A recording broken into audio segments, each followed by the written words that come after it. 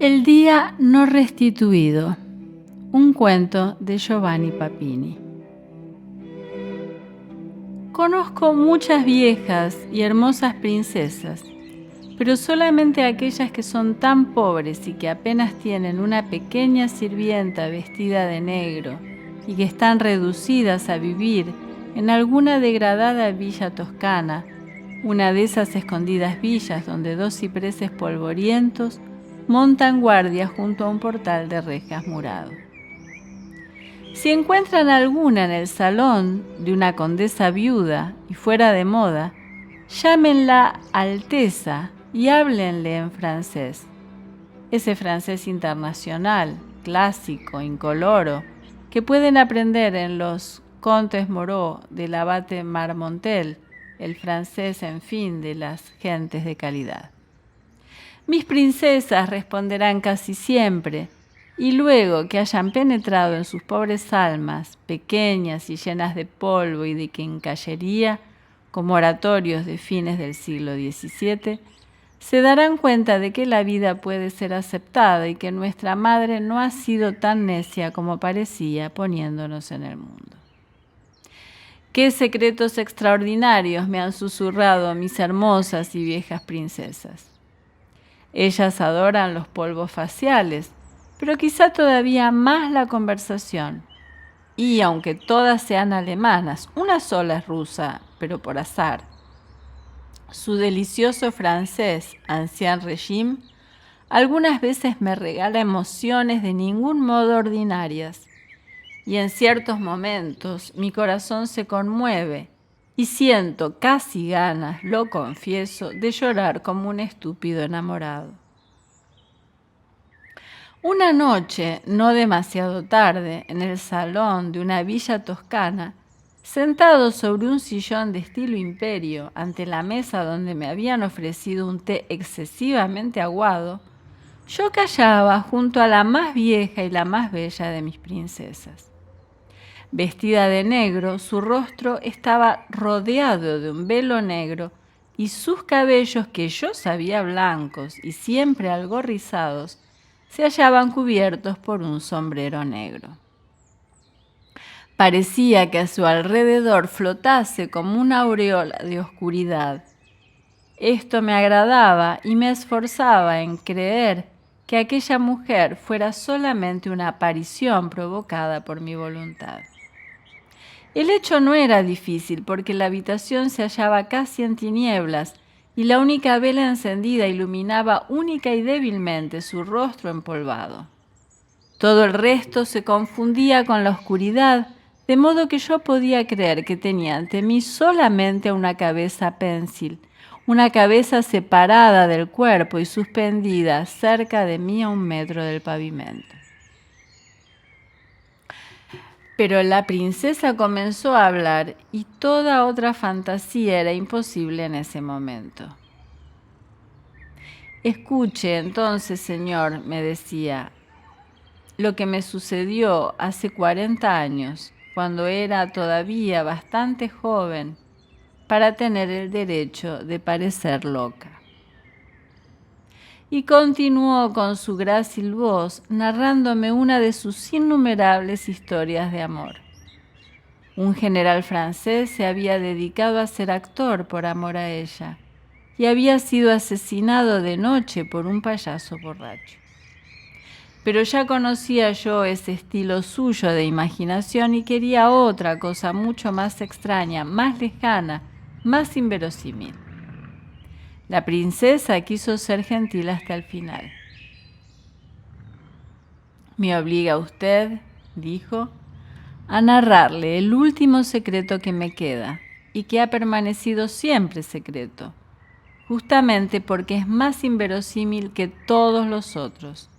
Pero sé que debo morir dentro de algunos meses, antes de que termine el invierno, y no estoy segura de hallar otro hombre que se interese como usted por las cosas absurdas. Este secreto mío empezó cuando tenía 22 años. En esa época yo era la más graciosa princesa de Viena y todavía no había matado a mi primer marido. Esto ocurrió 2 años más tarde, cuando me enamoré de... Pero usted ya conoce la historia. Pasemos. Sucedió pues que cuando llegaba al término de mis 21 años, recibí la visita de un viejo señor, condecorado y afeitado, quien me solicitó una breve entrevista secreta. No bien estuvimos solos, me dijo: tengo una hija que amo inmensamente y que está muy enferma. Tengo necesidad de volverla a la vida y a la salud, y para ello estoy buscando años juveniles para comprar o tomar en préstamo. Si usted quisiera darme uno de sus años, se lo devolveré poco a poco, día a día, antes de que termine su vida. Cuando haya cumplido los 22 años, en vez de pasar al 23º, usted envejecerá 1 año y entrará en el 24º. Es usted todavía muy joven y casi ni se dará cuenta del salto, pero yo le devolveré hasta el último de los 365 días, de a 2 o 3 por vez, y cuando sea vieja podrá recuperar a su voluntad las horas de auténtica juventud, con imprevistos retornos de salud y de belleza. No crea usted que habla con un bromista o con un demonio. Soy simplemente un pobre hombre que ha rogado tanto al Señor que le ha sido concedido hacer lo que para los demás es imposible. Con gran trabajo he cosechado ya 3 años, pero tengo necesidad de tener todavía muchos más. Deme uno de los suyos y no se arrepentirá nunca. En esa época estaba habituada ya a las aventuras curiosas y en el mundo en que vivía nada era considerado imposible. Por lo tanto, consentí en realizar el singular préstamo y pocos días después envejecí 1 año más. Casi nadie se dio cuenta y hasta los 40 años viví alegremente mi vida, sin acudir al año que había dado en depósito y que debía serme restituido. El viejo señor me había dejado su dirección junto con el contrato y me solicitó que le avisara por lo menos 1 mes antes acerca del día o la semana en que yo deseara disfrutar de la juventud, prometiéndome que recibiría lo que pidiese en el momento fijado. Después de cumplir mis 40 años, cuando mi belleza estaba por ajarse, me retiré a uno de los pocos castillos que le habían quedado a mi familia y no fui a Viena más que 2 o 3 veces por año. Escribía con la debida anticipación a mi deudor y luego participaba de los bailes de la corte en los salones de la capital, joven y hermosa como debía ser a los 23 años, maravillando a todos los que habían conocido mi belleza en decadencia. Qué curiosas eran las vigilias de mis reapariciones. La noche anterior me adormecía cansada, como siempre, y por la mañana me levantaba alegre y ligera como un pájaro que hubiese aprendido a volar hacía poco, y corría a mirarme al espejo. Las arrugas habían desaparecido, mi cuerpo estaba fresco y suave, los cabellos habían vuelto a ser totalmente rubios y los labios eran rojos, tan rojos que yo misma los habría besado con furor. En Viena los galanteadores se apiñaban a mi alrededor, gritaban maravillas, me acusaban de hechicería y en el fondo no entendían nada. Poco antes de vencer el período de juventud que había solicitado, subía a mi carroza y volvía furioso al castillo, en donde rehusaba recibir a nadie. Una vez un joven conde bohemio que se había enamorado terriblemente de mí durante una de mis visitas a Viena, logró entrar, no sé cómo, a mi departamento y estuvo a punto de morir del estupor al ver cuánto me parecía su adorada, pero también cuánto más fea y más vieja era que aquella que lo había embriagado en las calles de Viena. Nadie desde entonces logró forzar mi voluntaria clausura, interrumpida solo por la extraña alegría y la profunda melancolía de las raras pausas de juventud en el curso lamentable de mi continua decadencia. ¿Puede imaginarse aquella fantástica vida de largos meses de vejez solitaria, separados cada tanto por los fuegos fugitivos de unos pocos días de belleza y de pasión?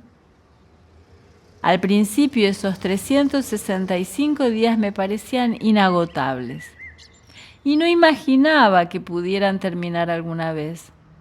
Por eso fui demasiado pródiga con mi reserva y escribí muy a menudo al misterioso deudor de vida. Pero este es un hombre terriblemente exacto. Una vez fui a su casa y vi sus libros de cuentas. Yo no soy la única con la que hizo contratos de ese género y sé que contabiliza muy cuidadosamente la disminución de sus entregas. Vi también a su hija, una palidísima mujer sentada sobre una terraza llena de flores. Nunca he podido saber de dónde saca la vida que restituye tan puntualmente, en cuotas de días, pero tengo motivos para creerme que recurre a nuevas deudas. ¿Cuáles serán las mujeres que le han dado los días que me restituye a mí? Quisiera conocer a algunas de ellas, pero por más que le haya hecho hábiles preguntas, muy a menudo, nunca he tenido la suerte de descubrirlas. Pero puede ser, ellas no fueran tan extrañas como yo creo. De todos modos, ese hombre es extraordinariamente interesante, lo que no le impide hacer bien sus cuentas. Usted no puede imaginar qué espantosa se volvió mi vida cuando me anunció, con la calma de un banquero, que no quedaban a mi disposición sino 11 días solamente.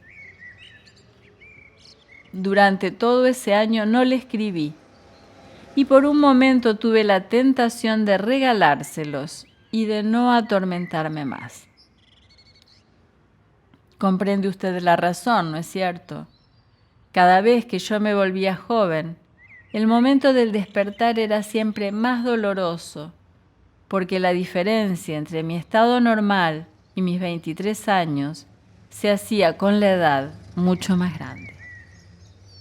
Por otra parte, era imposible resistir. ¿Cómo puede usted pensar que una pobre vieja solitaria rechace cada tanto una jornada o 2 o 3 de belleza y de amor, de gracia y de alegría? Ser amada por un día, deseada por una hora, feliz por un momento. Usted es muy joven para entender toda mi angustia. Pero los días están por acabarse, mi crédito va a concluir por la eternidad. Piense, me queda solamente un día para disfrutar. Después seré definitivamente vieja y estaré consagrada a la muerte. Un día de luz y luego la oscuridad para siempre. Medite bien, se lo ruego, en la imprevista tragedia de mi vida, antes de solicitar este día. Pero ¿cuándo lo pediré? ¿Qué haré con él? Hace 3 años que no vuelvo a ser joven y en Viena casi nadie me recuerda ya y toda mi belleza parecería espectral.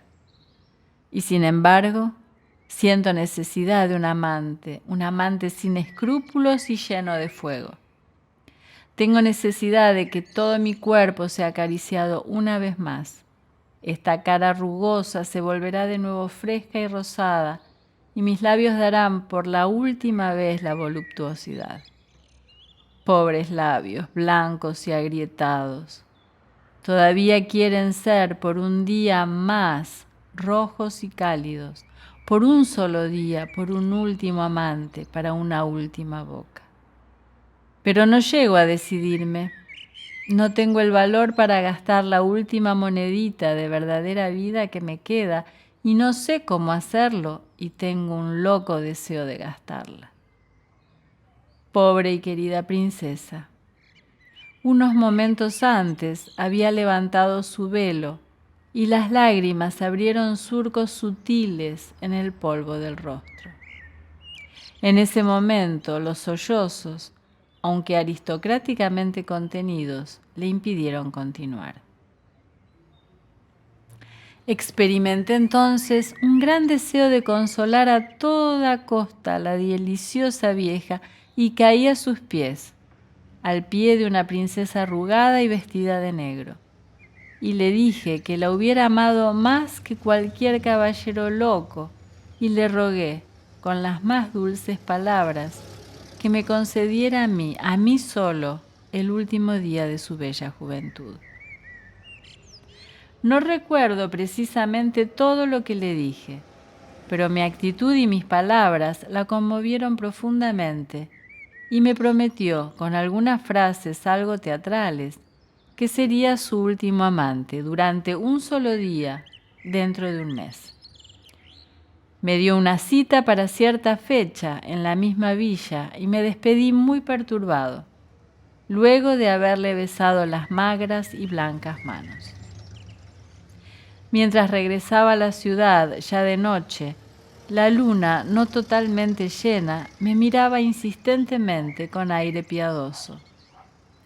Pero pensaba demasiado en la bella princesa para tomarla en serio. Ese mes fue muy largo, el mes más largo de mi vida.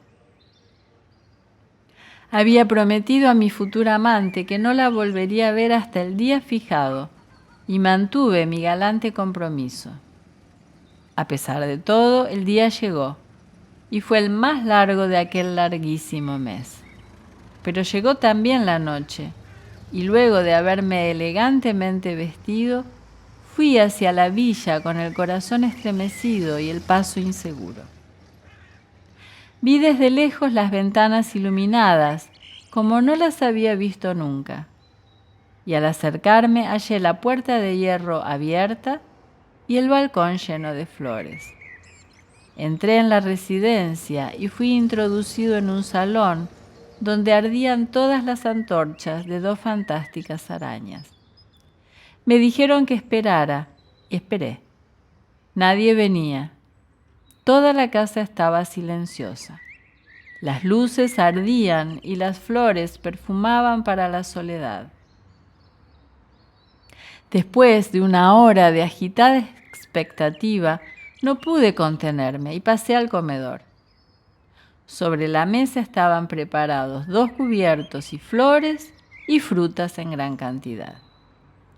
Pasé a un pequeño salón, suavemente iluminado y desierto. Finalmente llegué a una puerta que yo sabía era la del dormitorio de la princesa. Di 2 o 3 golpes, pero no tuve respuesta. Entonces me hice de coraje, pensando que un amante puede olvidar la etiqueta, y abrí la puerta, deteniéndome en el umbral. La habitación estaba llena de suntuosos vestidos tirados por todas partes, como en el furor de un saqueo. 4 candelabros esparcían alrededor una luz alegre. La princesa estaba echada en un sillón frente al espejo, ataviada con uno de los más espléndidos vestidos que yo jamás viera. La llamé y no contestó. Me acerqué, la toqué y no hizo el menor movimiento. Me di cuenta entonces de que su rostro estaba como siempre lo había visto, pequeño y blanco, y algo más triste que de costumbre y un poco asustado. Posé una mano sobre su boca y no sentí respiración alguna. La coloqué sobre su pecho y no sentí ningún latido.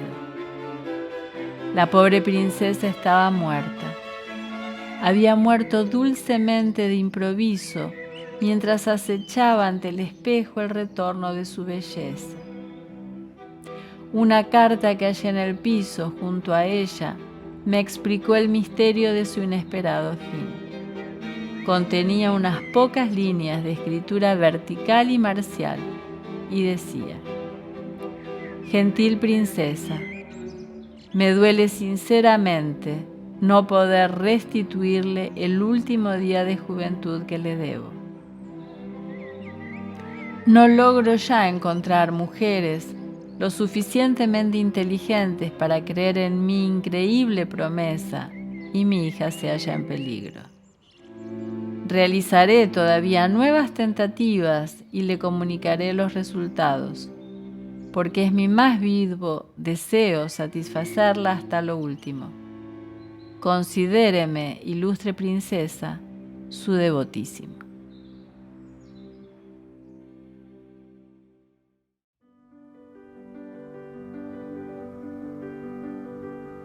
El escritor italiano Giovanni Papini nació en Florencia en 1881.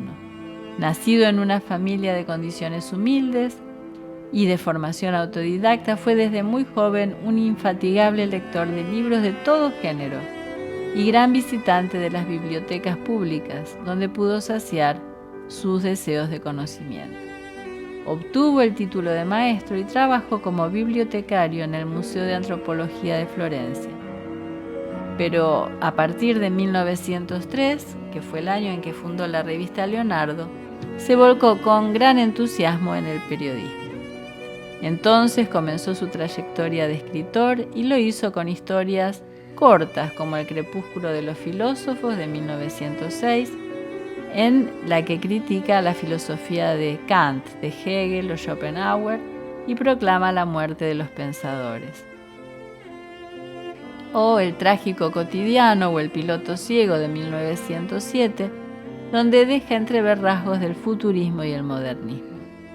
También cultivó la poesía y durante la Gran Guerra escribió óperas como Ópera Prima de 1917. Afectado por la durísima experiencia de la Primera Guerra Mundial, se convirtió al catolicismo, empujado por la necesidad de encontrar certezas definitivas. Este cambio espiritual causó polémicas en su entorno y fue el germen de Historia de Cristo de 1921, libro sobre la vida de Jesús. Y este libro alcanzó gran éxito a pesar de algunos lo acusaron de ser un manipulador de las ideas que se adaptaban al momento.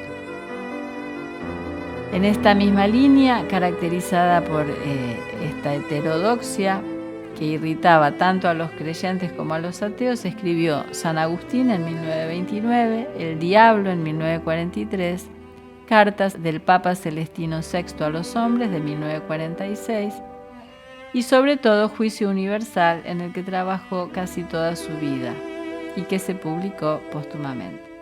Su obra más reconocida es la sátira Gog, 1931, que es una novela acerca de un americano que hace fortuna recorriendo el mundo durante la Gran Guerra. Giovanni Papini falleció en Florencia en 1956 a la edad de 75 años.